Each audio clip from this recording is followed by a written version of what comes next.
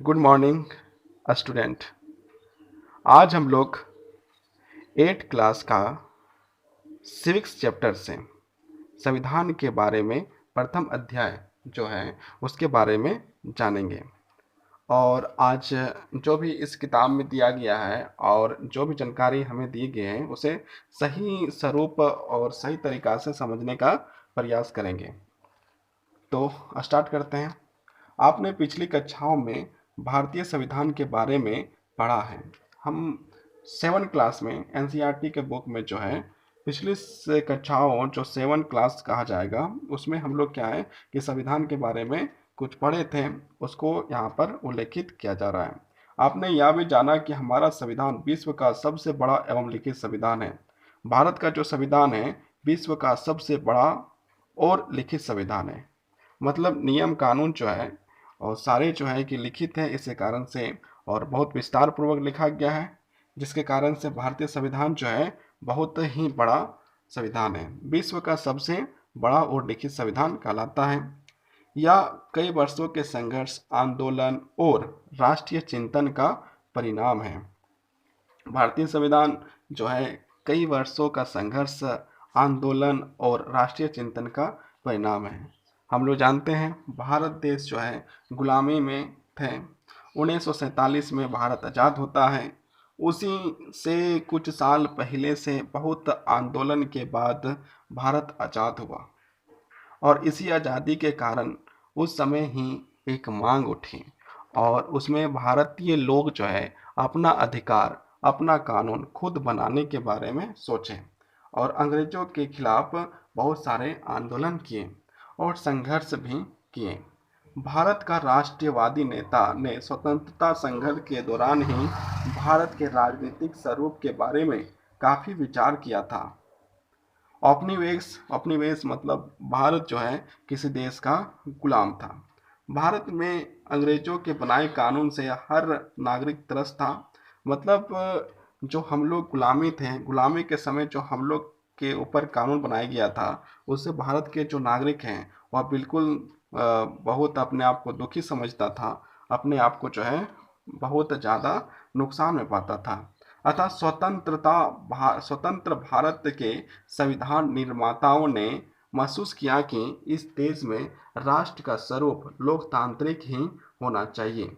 मतलब भारत का कोई भी व्यक्ति किसी भी क्षेत्र में आगे बढ़ सकता है। कोई व्यक्ति, कोई भी जाति, कोई भी धर्म का जो लोग हो वह कोई भी कार्य स्वतंत्र रूप से भारत में कर सकता है।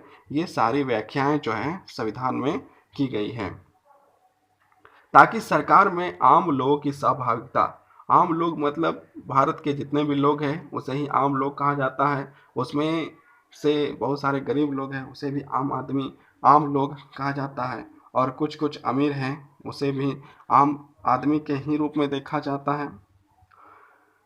लोकतांत्रिक व्यवस्था में भेदभाव रहित ऐसे समाज का निर्माण की आशा की जाती है। बहुत सारे लोग जो है भेदभाव को हटाने का प्रयास में थे।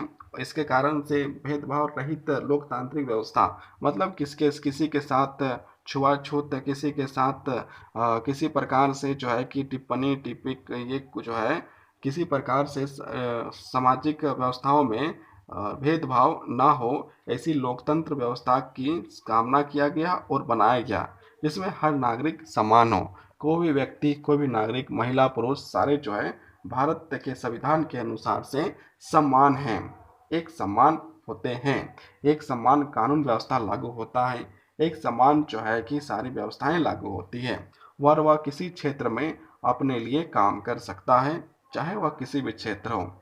सबकी समानताएं निश्चित की गई हैं। इस अध्याय में हम भारतीय संविधान के विभिन्न आयामों के बारे में जानकारी हासिल करेंगे। इन आयामों से ही भारत को एक शक्तिशाली लोकतांत्रिक समाज बनाने के उद्देश्य को पूरा किया जा सकता है। इस अध्याय में हम लोग क्या करेंगे, संविधान के जो विभिन्न प्रकार के आयाम हैं, विशेष प्रकार की जो है उसके बारे में चर्चा करेंगे। उसके बारे में हम लोग यहाँ पर पढ़ेंगे। भारतीय संविधान के आयाम। पहला, संघवाद। हमारे देश में संघीय शासन व्यवस्था को अपनाया गया है। संघवाद से तात्पर्य है कि देश में एक से ज़्यादा स्तर की सरकारें कार्य कर सकती हैं। देश के जो विभिन्न विभिन्न प्रकार के राज्य हैं, हमारे भारत देश में 28 राज्य और 8 केंद्र शासित प्रदेश हैं। उसमें जो है किसी का सरकार है, किसी राज्य में किसी दूसरे का व्यक्ति का सरकार है, तो किसी राज्य में किसी तीसरे का है। तो ये जो है भारत की जो है बहुत ही सुंदरता को दर्शाता है कि भारत के विभिन्न राज्यों में और केंद्र में किसी भी सरकार हो सकती है और कभी भी किसी की सरकार वहाँ पर हो सकती है। तो अभी भी हम लोग यदि देखें तो भारत देश में किसी का सरकार, झारखंड में किसी और का सरकार है, राजस्थान में देखिए तो वहाँ पर भी जो है किसी और पार्टी की सरकार व्यवस्थाएं हैं। हमारे देश में केंद्र, राज्य एवं स्थानीय स्तर पर सरकारें हैं। स्थानीय स्तर और केंद्र स्तर और राज्य स्तर तीनों स्तर में सरकारें हैं। हमारा जो है केंद्र में सरकार है, राज्य में सरकार है और स्थानीय स्तर पर भी सरकार है। पिछली कक्षाओं में आपने राज्य सरकार एवं स्थानीय स्तर की सरकार के बारे में अध्ययन किया है। हम लोग पिछली कक्षा मतलब क्लास 7 में राज्य सरकार, स्थानीय स्तर के सरकार के बारे में अध्ययन कर चुके हैं और अब आगे अध्ययन करेंगे। भारत में सभी स्तरों की सरकारों को विभिन्न मुद्दों पर फैसले लेने का स्वतः अधिकार है। ये जो भारत सरकार होती है, राज्य सरकार होती है, उसे विभिन्न प्रकार के मुद्दों पर स्वतः मतलब स्वतंत्र रूप से फैसला लेना या कानून बनाने का अधिकार होता है। लेकिन कानून बनाने का अधिकार सिर्फ केंद्र व राज्य सरकारों को है। ये जिन मुद्दों पर कानून बना सकती है उसके लिए संविधान में 3 सूचियां दी गई हैं। मतलब भारत सरकार और राज्य सरकार कानून बनाए, किसी भी विषय में कानून बनाए, उसे 3 भागों में बांट दिया गया है। केंद्र सरकार यदि कानून बनाता है तो उसको एक भाग में बांट दिया गया है, राज्य सरकार यदि कानून बनाता है तो उसे एक भाग में बांट दिया गया है, और ये दोनों यदि किसी एक पर ही कानून बना दें तो उसको एक भाग रखा गया है। मतलब राज्य सरकार अपने लिए कानून बनाएगी, केंद्र सरकार अपने लिए कानून बनाएगी, और कुछ कुछ ऐसे नीतियां हैं जो दोनों आपस में मिल जाएंगे, वैसे कुछ व्यवस्था करके तीसरा बना दिया है। तो पहले को कहा जाता है संघ सूची, पहले को कहा जाता है संघ सूची, दूसरे को कहा जाता है राज्य सूची और तीसरे को कहा जाता है समर्थित सूची। संघ सूची जो होता है वो भारत सरकार कानून बनाती है, राज्य सूची जो होती है राज्य सरकार बनाती है, और समर्थित सूची जो होता है दोनों मिलकर कानून बनाते हैं। तो यहाँ पर हम लोग देखेंगे सबसे पहले संघ सूची। संघ सूची में सुरक्षा, वित्त, संचार जैसे राष्ट्रीय महत्व के विषयों को रखा गया है। यहाँ पर हम लोग संघ सूची में वित्त का फैसला लेना हो और देश का सुरक्षा का फैसला हो या संचार का हो, तो ये जो है संघ सूची में रखा गया है, जिस पर केंद्र सरकार कानून बनाती है। राज्य सूची में राज्य से संबंधित विषयों पर कानून बनते हैं। राज्य सरकार जो है भूमि पर, कृषि पर, पुलिस पर आदि ये सारे विषय पर जो है राज्य सरकार कानून बनाती है, जिस पर राज्य सरकार कानून बना सकती है। शिक्षा व्यवस्था, स्वास्थ्य व्यवस्था, पर्यावरण जैसे कुछ ऐसे भी विषय हैं जो दोनों सरकारें मिलकर कानून बनाती हैं, राज्य सरकार और केंद्र सरकार, जिस पर दोनों सरकारें कानून बना सकती हैं। इन विषयों को समर्थित सूची के अंतर्गत शामिल किया गया है। मतलब यहाँ पर हम लोग 3 सूची देखते हैं। पहला राज्य सूची, संघ सूची और समर्थित सूची। राज्य सूची राज्यों के लिए, संघ सूची केंद्र के लिए, और कुछ ऐसे विषय हैं जो केंद्र के लिए और राज्य के लिए जो होते हैं उसे समर्थित सूची कहा जाता है। यहाँ पर आप लोग का होमवर्क के रूप में लिख सकते हैं कि संघ सूची क्या है और राज्य सूची क्या है और समर्थित सूची क्या है, और इसे जो है किस प्रकार से रखा गया है, ये होमवर्क के रूप में जो है याद कर सकते हैं और लिख सकते हैं। लेकिन कभी कभी इन विषयों को समर्थित सूची के अंतर्गत शामिल किया गया है जब इस सूची के विषयों पर किसी प्रकार का मतभेद होता है तो केंद्र सरकार के द्वारा बनाया गया कानून मान्य होता है। लेकिन कुछ ऐसे होते हैं जिसमें मतभेद हो जाते हैं कुछ कानून में लेकर राज्य और केंद्र के बीच पर, तो उस समय जो है केंद्र का बनाया हुआ कानून ही लागू होता है, उसे ही माना जाता है।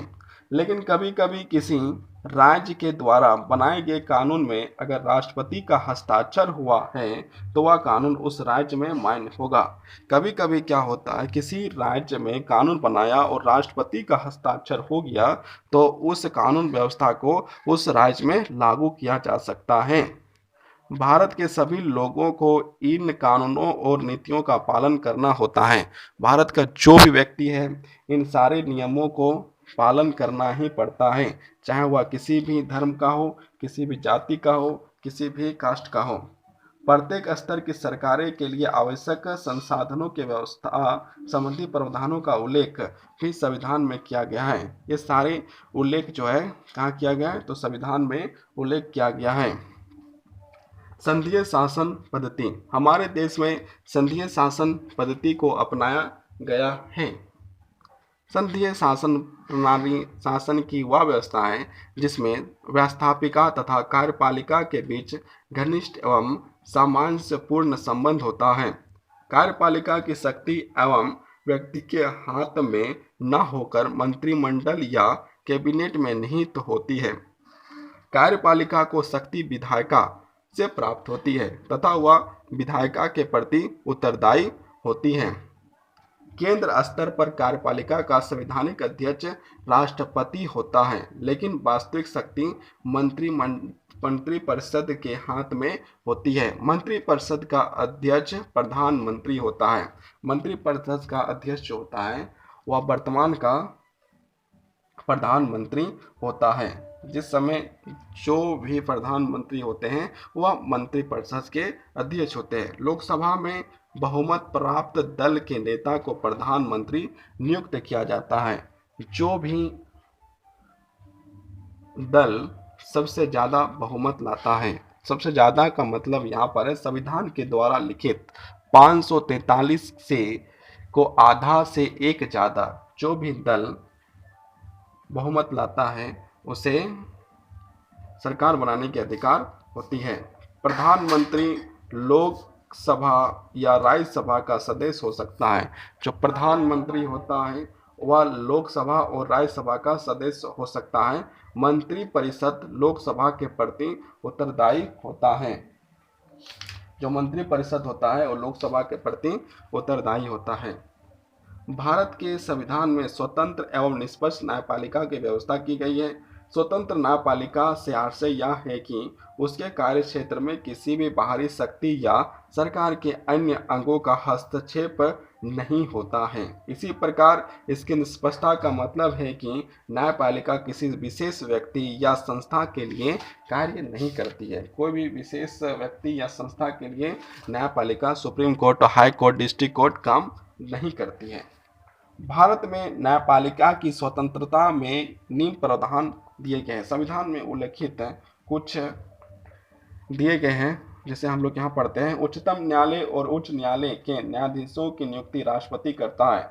जो हाई कोर्ट और सुप्रीम कोर्ट के न्यायाधीश होते हैं उसकी नियुक्ति राष्ट्रपति के द्वारा किया जाता है, लेकिन उन्हें पद मुक्त करने का अधिकार राष्ट्रपति को नहीं है। लेकिन उसे हटाने का जो अधिकार जो है राष्ट्रपति को नहीं है। उच्चतम या उच्च न्यायालय के न्यायाधीशों को केवल महाभियोग के द्वारा ही हटाया जा सकता है। किसी भी यदि उच्चतम न्यायालय या उच्च न्यायालय, हाई कोर्ट और सुप्रीम कोर्ट के जज को यदि बाहर निकालना हो, पद मुक्त कराना हो, तो उसे हटाने के लिए महाभियोग के द्वारा ही हटाया जा सकता है, अन्यथा नहीं हटाया जा सकता है।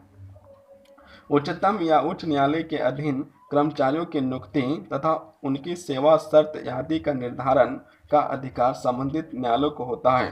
कोई भी व्यक्ति उच्चतम या उच्च न्यायालय के अधीन कर्मचारी, मतलब जो भी व्यक्ति उच्चतम न्यायालय में कार्य करता है या कर्मचारी है, उसे जो है नियुक्त करना तथा उसकी सेवा शर्त, क्या सेवा है, कितने दिन की सेवा देना है, कितने दिन की सर्विस है और क्या शर्त है, इसका सारा निर्धारण न्यायालय ही करता है।